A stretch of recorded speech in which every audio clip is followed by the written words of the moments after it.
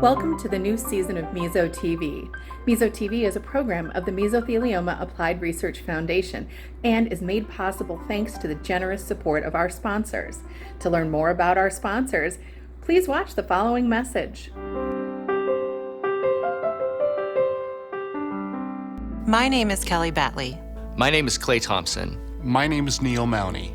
We are MRHFM, a national firm with 70 attorneys and 11 offices across the U.S. At MRHFM, we exclusively help mesothelioma patients and their families. It's all we do. This is why we are proud to sponsor the Mesothelioma Applied Research Foundation and its work to fund mesothelioma research and provide support services and education for patients and their families. Hi, my name's Joe Bellick, and I'm the founding partner of the law offices of Bellick & Fox. We support the mesothelioma community by providing first-quality legal representation to mesothelioma patients and their families. During these troubling times, we're proud to support the Mesothelioma Applied Research Foundation so they can continue the work that they do every day on behalf of mesothelioma patients and their families.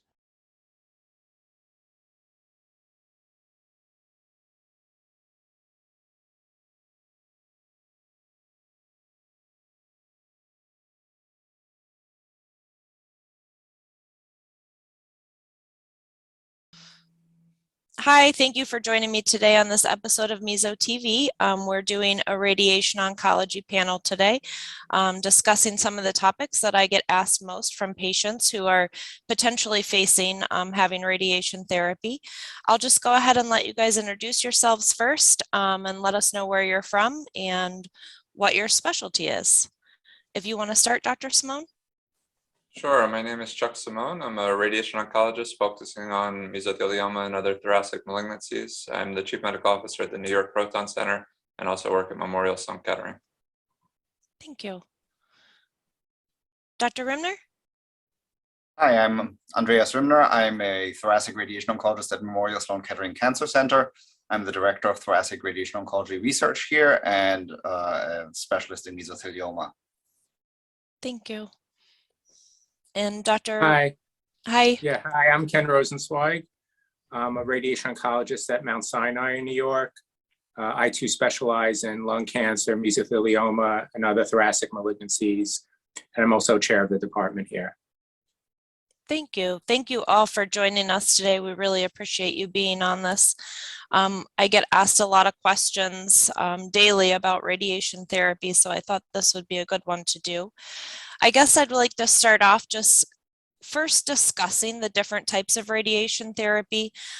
We get a lot of questions about proton versus photon, external beam, the intensity modulated radiation therapy, and then some of the newer ones that are coming into the space. So if you guys just want to sort of start with that, that would be great. Dr. Simone? Sure. And I don't know that I would use the word versus for any of them. I think they're all complementary modalities, and it really different disease presentations will dictate what treatment we think is best for patients. The large majority of patients, 98, 99% of courses in radiation oncology with external beam radiation coming from a machine are delivered with what's called photon therapy. It's essentially X-ray radiation. It's generated from a machine. It's delivered into a patient, hits a tumor, and then goes out the other side of a patient. And it could be very effective, and there are a lot of different bells and whistles machines that can allow some things like you mentioned, intensity modulated radiation therapy, where we can essentially bend radiation dose around critical structures to help to reduce side effects for patients. A less common type of radiation that I focus on a little bit more is called proton therapy, which is a heavier charged particle. So unlike regular radiation, that's a light particle that goes through and through patients, we can now actually use magnets to set the radiation to be deposited at a specific area, such as the tumor, and not have radiation go beyond that. So it doesn't go through and through patients anymore. So in certain cases, it may help to allow for fewer side effects. But again, depending on exactly what we're treating. I guess the last major modality, also a type of photon treatment, is something called stereotactic body radiation therapy, where we may want to deliver very, very high doses in just a couple of days to a certain area, such as an isolated area of a pleural mass, for instance, where you're not treating a large volume of treatment. And that's a very effective treatment, but also is just done in a couple of days as opposed to typically a few weeks like traditional radiation is. Thank you. Dr. Rimner, anything else that you wanted to add to that? Yeah, I think the field of radiation oncology is partially responsible for having caused a lot of confusion with a lot of different acronyms. SBRT, SABR, CyberKnife, IMRT, imprint. So what is important is that I think radiation is very operator dependent. It is depending on who designs the radiation field. Everyone can have a nice modern machine that's shiny and looks good and has all the bells and whistles and can deliver precise radiation, which really all modern machines can. But it still depends on what you tell the machine, where to send the radiation, to what dose, to what area, and what to avoid also to get the best ratio of effectiveness and avoid side effects. And that is dependent on the radiation oncologist and the medical physics team behind the scenes that programs the machine and makes sure all the QA works. So I think it's important to draw the attention sometimes a little bit away from which machine we are using to how we are using the machine. And that is really where the expertise comes in terms of how often someone has treated a complex situation like a mesothelioma in a very specific scenario, whether that is treating the entire pleura after surgery or just treating something with stereotactic high dose radiation or using protons, which is even more specialized. It really depends on who does it and how do we design it. Because all these, the bottom line is all these modern radiation techniques are very, very precise, more precise than anything we've had ever before, and are able to deliver high doses of radiation very precisely. But you can deliver a high dose very precisely to the wrong spot, and then it won't help, it actually would hurt. And so that's important for patients to know and pay attention to. Absolutely. Yeah, I agree completely. I know there's a lot of anxiety with choice, just like you go to the supermarket and there are, 300 different brands of cereal. But now if this is a life or death choice, but it really isn't, it's not as if one treatment modality is going to be, your true love, and the other, you open that door and it's a tiger, eating you, like the old short story. Again, like just what Dr. Rimner said, if you're at an experienced medical center that has, a long history of treating people with mesothelioma, you're going to get good care, no matter which specific modality they favor or have expertise in. Thank you. That explains it very well, because I think people get very hung up on the different types of radiation therapy versus what team is giving it to them. So definitely getting an expert opinion and an expert team, especially with mesothelioma, is key to this. Can you just discuss a little bit, so as of right now, how are they using radiation therapy in the pleural space? Is it before surgery? Is it always after surgery? And why are they using it those ways? Andreas, why don't you start off? Okay. So continuing with the theme that we just had, it is very center dependent and what a center has experience with. And there's no clear right or wrong that we have at this point. For instance, in Toronto, there's a center that does the radiation before surgery and has very good results with that. At Memorial Sloan Kettering, we've developed a technique to deliver radiation after surgery, even after lung sparing surgery, which Dr. Rosenzweig pioneered when he was at Memorial Sloan Kettering. And we've continued to refine that technique over the years and done several trials on that together. Where we target the space around the pleura, around the lung, essentially the surface of the lung, with radiation after surgery, and we've had very good experience with that. Now, you wouldn't want me to do the preoperative radiation necessarily, because we haven't done that many times, and You may not want the Toronto Center to do the post-operative radiation therapy because they haven't done it exactly in the way that we've done it, and that there's nothing to say that we're not all, excellent radiation oncologists, but it's just what a center has the best experience with and the most experience with. Having said that, both of these approaches are actually among the most promising that we've seen in the literature. I think it seems to work both preoperatively as well as postoperatively. Postoperative is a bit more my area of expertise, or our area of expertise. And there has been also a really promising study from Italy last year that showed that treating the entire surface of the lung seems to be doing better than just giving palliative radiation after surgery, whenever it can be done, whenever a patient is a candidate for that. And that is also the theme of our national phase 3 trial, where we are essentially doing the same, asking the same question in a multi-center fashion in a cooperative group trial by the Energy Oncology. It's the trial number is Energy Oncology LU006. And that is the trial where we are nationally asking whether patients who have had surgery, systemic therapy, or medical therapy, whether they will benefit from the post-operative radiation therapy to the entire pleural space, or just being closely observed, to really prove what the radiation can do in terms of helping patients live longer, prevent the mesothelioma from coming back, and also make sure that it's safe and tolerable. That's another big question I get, is that why do we include the radiation therapy on the treatment when you're doing the chemotherapy, surgery, and then radiation therapy? What is the goal of that? Is it prevention of recurrence? Is it to potentially get rid of any cells that have been left over that maybe we don't know are there? Or is it a combination of all of those things? Yeah, I think it's a combination of all of the above. So even after the best of surgeries, when the surgeon reports all the tumor has been resected, we know that there are still some mesothelioma cells left behind, and they have a significant chance of growing back if there's no further therapy. Chemotherapy is an excellent treatment as well.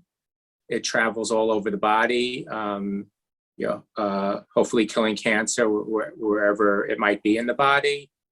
But really to get to a specific cell after surgery, radiation is the treatment of choice for that. And all three modalities can work together in that respect. But if there are cells left in the pleural space after surgery, you're going to need radiation to decrease the likelihood of it coming back. Or so we assume, and that's what the goal of the trial is. That's been our impression, but the trial will definitely prove that or disprove it. Thank you. Dr. Simone, Yeah. do you have anything to weigh in on? Sure, I'll just add, that the focus of the last couple of conversations have been on patients getting surgery and, the role of radiation to sterilize residual disease or delay recurrences, and should it be done before or after. But only about 1 in 4 of our malignant pleural mesothelioma patients actually have surgery, either because they have more advanced disease than is amenable to surgery at the time of diagnosis, or they may present at an advanced age or with comorbidities that couldn't tolerate this type of surgery. But radiation still has a role for a lot of those patients. So first and foremost, radiation has long been known for helping with palliation for mesothelioma. Patients can have pain from the tumor invading into the chest wall that radiation can effectively treat. They can have cough or shortness of breath from either fluid accumulation in the lung or tumor compressing an airway that radiation may also be able to help with, or even potentially if patients are coughing up blood, radiation can stop that as well. So radiation has a very established role for helping symptoms. And then we've talked about the role of radiation in combination with surgery. But there are a couple other, creative ways to use radiation now that we're seeing systemic therapy becoming better and better for mesothelioma. Historically, until the last couple of years, we really only had one FDA-approved chemotherapy regimen to help patients. And now we have many different chemo drugs and excitingly, immunotherapy. And so we're seeing people having longer disease courses, and so they may have isolated areas of disease that are growing even despite the best systemic therapy that they're receiving. So we're increasingly using radiation to treat focal areas. You can almost think of it like spot welding of an area. If it's not responding or starting to progress on immunotherapy or chemotherapy, radiation therapy can effectively treat and target those isolated areas. And it may actually help to enhance being delivered in combination with some of those other systemic therapies like immune checkpoint inhibitors. So many more people than just having surgery may get radiation recommended to them as part of their care. And it continues to be very user dependent regardless. There's a little bit more forgiveness and operator dependence for low doses of palliative radiation. But when we're delivering areas to a large chest cavity, or we're delivering very, very high doses of radiation, that's where the user dependence really becomes important. Thank you. That was one topic that I definitely want to discuss, was radiation with palliative care, and in palliation for symptoms, as I think that a lot of people don't always look at it as being used in that space. And I do think that there is definitely a role for it there, especially when there's pain involved with somebody who has uncontrolled tumors, or are in between what types of systemic therapy to use because they're not working. So I did want to discuss a little bit more about palliative radiation and where you guys see that used most, and what kind of those patients look like that would be recommended for. I think it's just what Dr. Simone said. There are a number of symptoms that can pop up when a tumor is, essentially touching a part of the body that can cause a symptom. So pressing on the breathing tube, you can get cough or some blood with the cough. Pressing on a bone, it can cause some pain.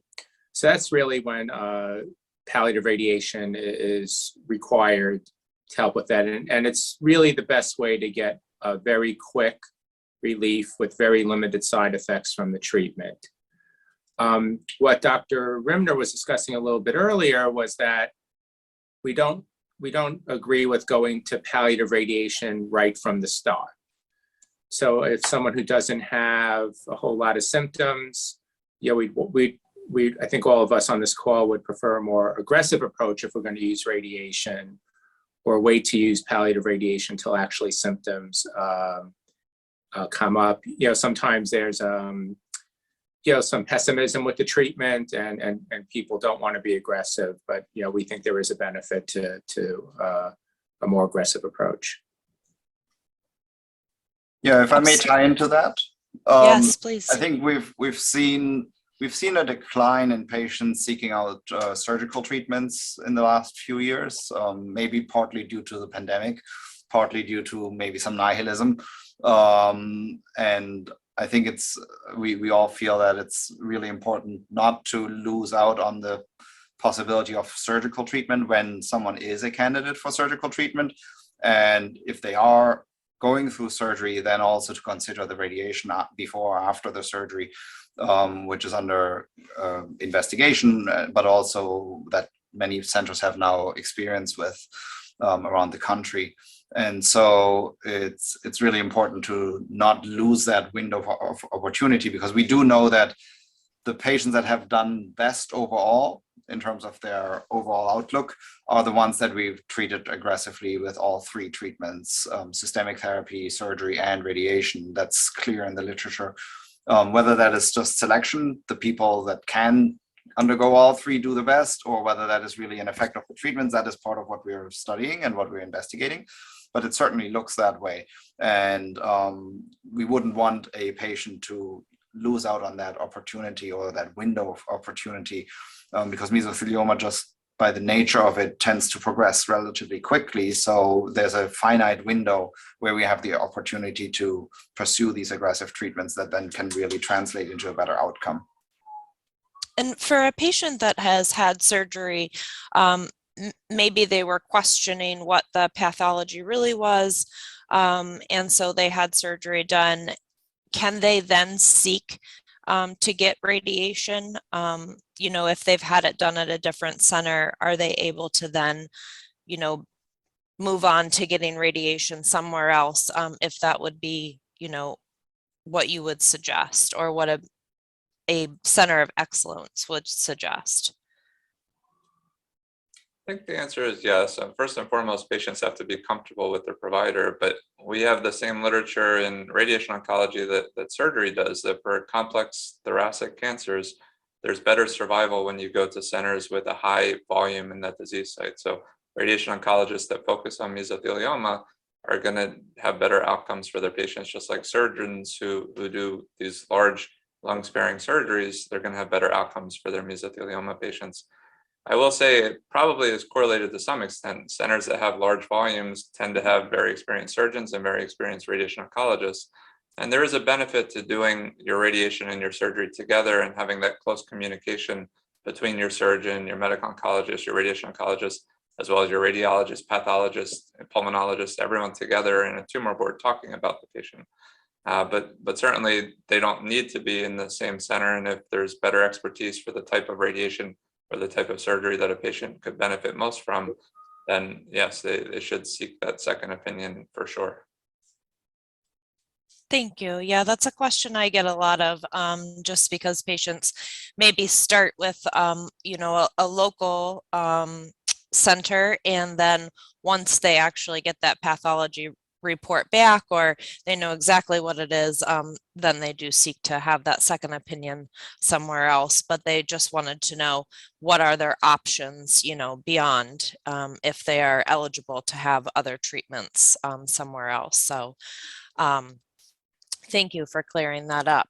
And then I wanted to touch a little bit about the different side effects. I get a lot of questions about the different side effects. Patients definitely worry about the pneumonitis being one of the big side effects that has been seen, and the different treatment options for that, catching it early, things like that. If you guys could just weigh in on those a little bit for me. I think that's an obsession of every thoracic radiation oncologist, trying to limit the side effects, because pneumonitis is like a pneumonia, and obviously people can die of pneumonia if it's really bad, which unfortunately we've learned in the past 2 years especially. So the focus of a lot of the research the past 10 to 20 years in mesothelioma and radiation has been, how can we limit side effects? So all these fancy acronyms that we use, that we're using in the beginning, imprint, protons, are all different ways to get at the same goal, limiting the dose to the normal lung and the heart. And those seem to be the two biggest components of having shortness of breath or difficulties after the radiation. There are some other problems that you can get, but those are less, and we take them very seriously, of course, but they're less critical, less life-threatening. Unfortunately, in all of medicine, you can't, if you want to be aggressive, we kind of try to drive up to the edge of the cliff without driving the car over it, and that's kind of the art and the experience that we talk about. And there's a lot of data and instruction and literature about what to do it, but I think just having the experience is part of the benefit there, and that what we've been talking about so far today. Driving up to the cliff is a good example. I'll just kind of pigtail on that. We have data, some of the three of us have reported that higher radiation doses actually show better survival associations when giving radiation. But we also know that higher radiation doses have more risk. So it's really a risk benefit of how effective we can deliver the radiation to avoid the higher risks of the pneumonitis and other potential side effects. One that we commonly see during treatment is a sore throat. Radiation can almost, you can think of it like causing a little sunburn inside the esophagus. So some patients, especially toward the end of treatment, since all the side effects of acutely radiation are kind of cumulative, some patients can see a little bit of a sore throat as they go, or feel more tired as they go throughout treatment. But the one that really limits our dose and being able to safely treat to very, very high doses is the pneumonitis that Dr. Rosenzweig mentioned. And I think another question is there a lifetime maximum of radiation that somebody can have? So if they get it up front with the aggressive treatment, are they able to then down the line potentially get it again if there is, you know, just some focal disease in there that grows back? If you guys would talk a little bit about that for me. So for a given area, it certainly gets more complex to treat the same area a second time or a third time if necessary. We do it when necessary with very careful evaluation of how much radiation did it receive the previous time, how did the patient tolerate it, how much time has passed between the two treatments. So it's a very highly individualized decision each and every time. I will just generally say that all these modern radiation technologies have allowed us to retreat same areas to a higher dose than we ever have been able to do before, just because the main concern there is always that you don't want to cause more side effects by treating the same area twice. And the modern radiation techniques, such as Proton, such as IMRT, have really allowed us to spare the surrounding tissue so much that we are able to do it when necessary. For a different part of the body, there is no real lifetime max. A different part of the body that was not previously treated with radiation can be treated as if it wasn't treated before, usually. And so that is a simple answer to that question. Thank you. Yeah, we never say never. You have to evaluate the situation and come up with a very individualized decision. And it's going back to what Dr. Simone said, risk versus benefit. So it's going to be higher risk with the repeat course of radiation. But if the benefit's high enough, then it's a discussion with the patient and their family about, you know, what the best course they want to pursue is. But we're always going to try to help out, obviously. One thing related to one part of your question that I think all three of us would agree on is if a patient is a good candidate for radiation up front, for instance, after a big lung sparing surgery or even a lung removal surgery, I don't think anyone should think, let's not give radiation now to save it for later. The best chance of controlling disease is when somebody has the fewest number of cells left after surgery, and that's when we can really make an indent in trying to delay the time until the cancer comes back. So, you know, let's worry about if or when it comes back, but let's try to optimize the care for a patient here and now. Up front. Definitely. Yep. Thank you. And then as far as, you know, different types of mesothelioma, you know, obviously the biggest one that we see is the pleural, but I did want to talk a little bit about how radiation therapy is used with pericardial, testicular, but it's not really used in the peritoneal space. If you guys could just touch on that for me a little bit. I do get that question quite a bit from different patients. And I guess, you know, why it's not used or, you know, where we see it used in the other spaces. Let's not all rush to answer. I mean, those are fair. The peritoneal is obviously its own,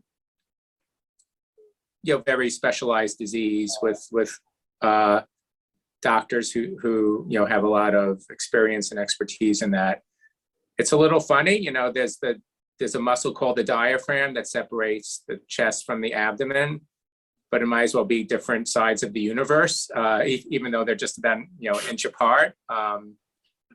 Just in terms of our experience in those areas, and you know, I think pericardial treatment is very challenging with radiation. You know, because the heart's a you know, a sensitive organ.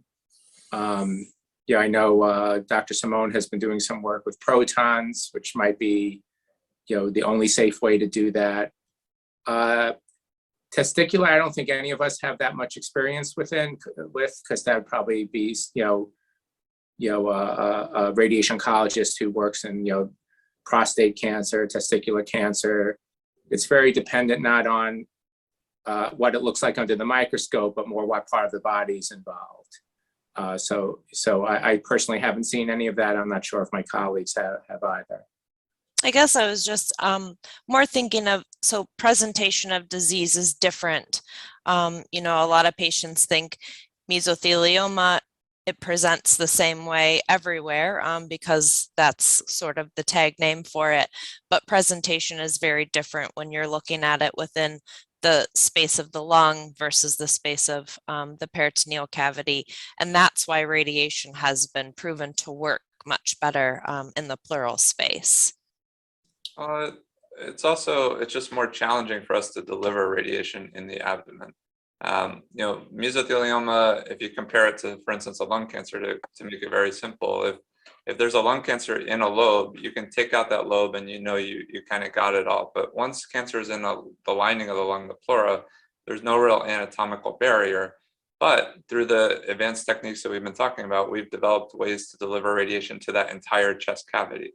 We haven't as effectively been able to figure out how to deliver radiation safely to the entire abdomen because the confounding factor in the abdomen is the bowel is very, very sensitive to radiation. So we have the same problem in that once mesothelioma kind of deposits in an omentum or somewhere in the peritoneal cavity, it can spread throughout that entire peritoneal cavity, but we can't as easily target it. We can certainly treat masses in the abdomen well, and whether that's for palliation or a little bit more definitive control. But to treat very, very large parts in the abdomen is still to this day challenging for us. Yeah, I agree with what my colleagues have said. For the peritoneum, essentially the bowel creates even more folds and crevices and niches than the lining of the lung does, and that just geometrically or anatomically makes it so much more complex. Palliative radiation is absolutely still an option and should be considered. When there's a clear target where we have a problem that we can solve with a local therapy, that's where radiation really comes in and is at its strongest.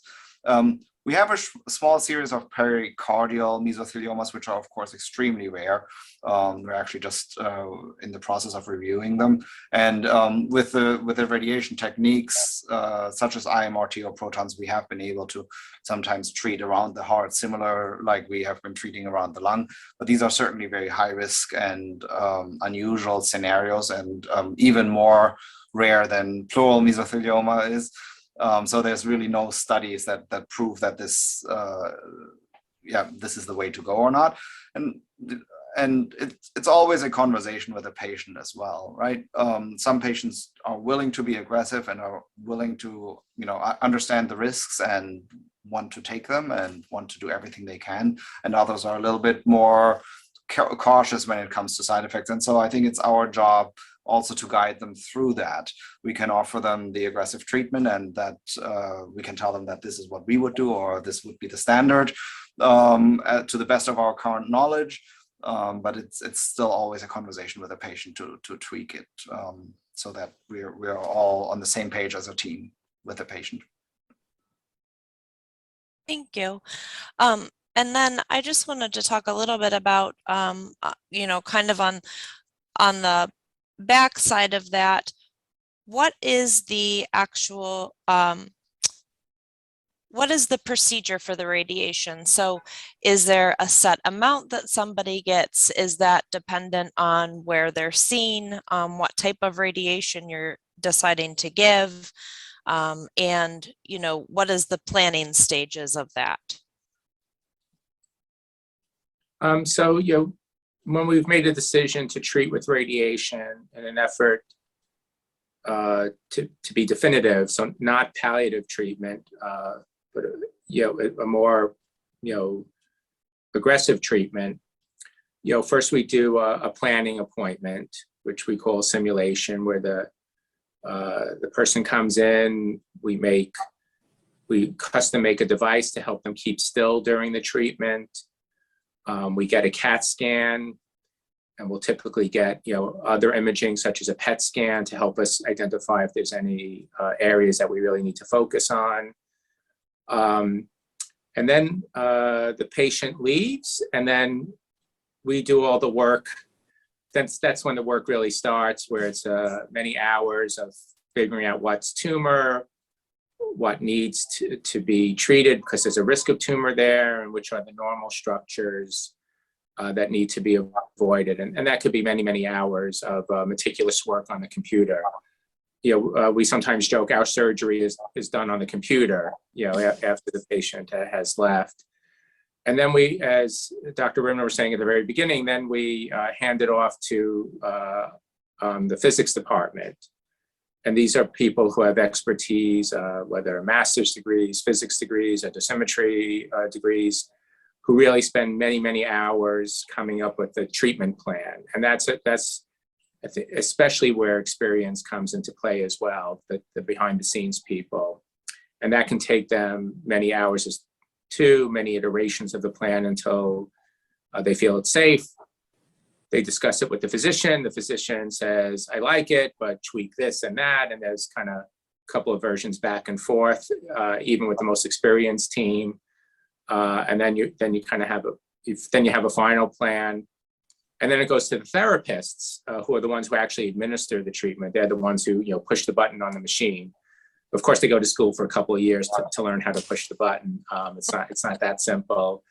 And so they need to be experienced too, because these are complicated plans, and to deliver the radiation safely, just as the physician and the physicist came up with, is a very specialized skill set as well. So it really is a team approach with it, and if one step is missing, the whole treatment can be challenged. And it's very similar to surgery, for example. You can have the world's best surgeon, but if they're in a hospital that's not used to taking care of people after a major lung surgery, it's going to be very difficult to provide the highest quality of care. So you do need the whole team and experience with it. When we got the radiation program up and running at Sloan Kettering back in 2004 or 5, it took us a year of preparation before we treated the first patient, just to get physics and therapy on board.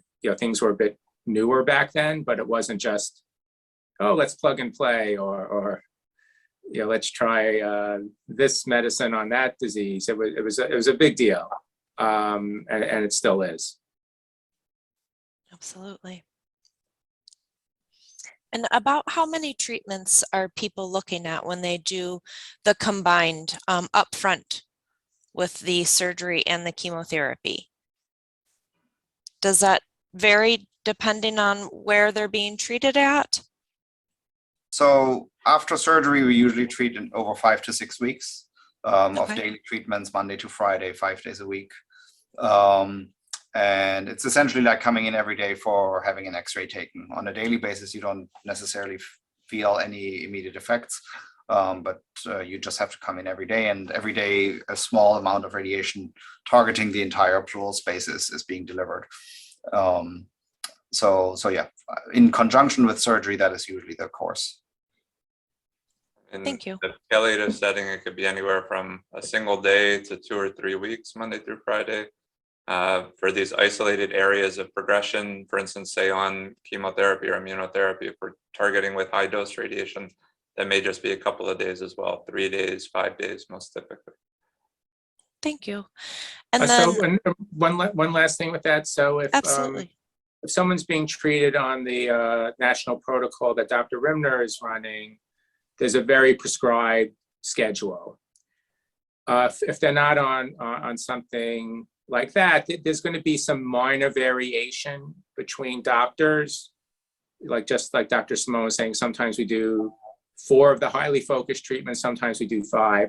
I think those are very minor variations, and I don't think anyone should be anxious about it. And that's kind of sometimes just the style the doctor uses or what their team is used to, and it's not a big difference. Now, if someone says 3 treatments versus 28, then that's a real difference there. But the difference between 3 and 4, between 28 and 30, is probably going to be pretty minor, and not something to get too concerned about.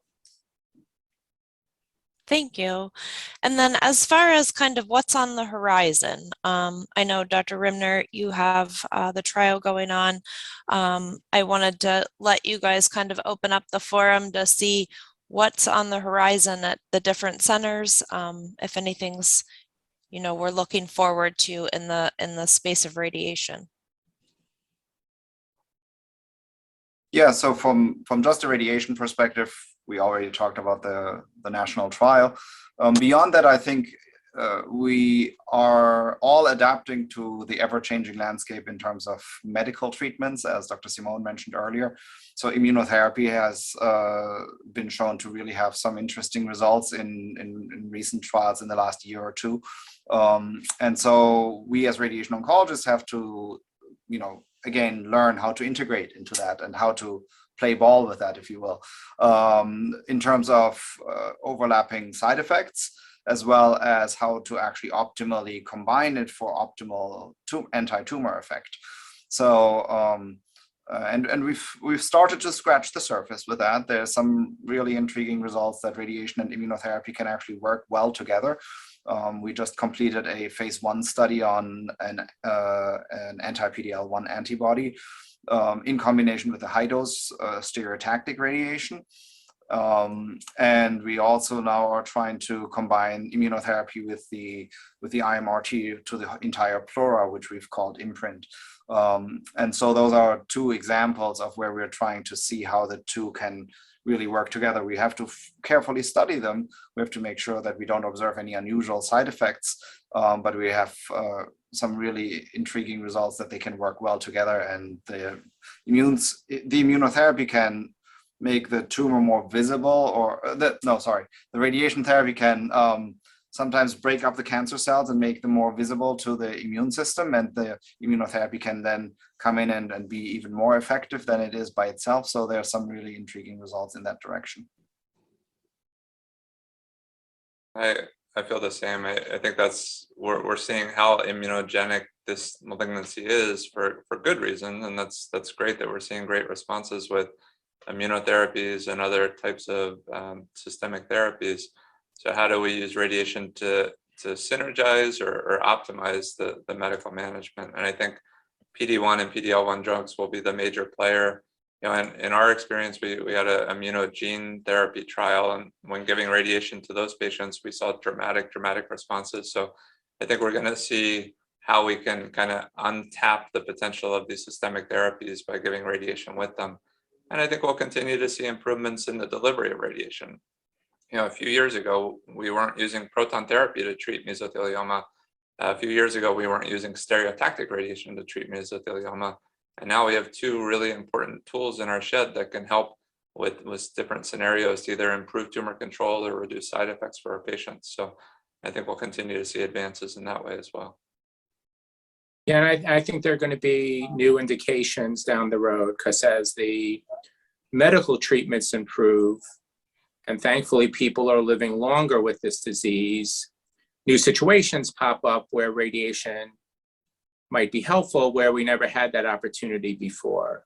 So it's actually been very encouraging, because historically it's been such a difficult disease to treat, that now we see people who have really done much better than we ever would have expected. And now, 10 years ago I wouldn't have considered doing a treatment, but now you're doing so well that I think it does make sense to try this, and I don't think there's going to be too many side effects from it. So I think we've seen that in all disease sites, that just the nature of our practices have changed. And I think mesothelioma is a little bit late to the party with that, but I think it finally did show up. So it's very encouraging to see. Very encouraging. They've made so many advances and taken big steps with the mesothelioma, especially in the space of using the immunotherapies, and now combining that with the radiation therapy and seeing really great results from that. So I want to thank you guys for all being here with me today. It's really great to have this for our patients. I just wanted to bring to light a lot of the questions that I get, and you guys answered those fantastic for me. So thank you so much. And thank you for fighting for our community of patients. Thank you for having us. Yeah, thank you. It's a great opportunity for us. Thank you.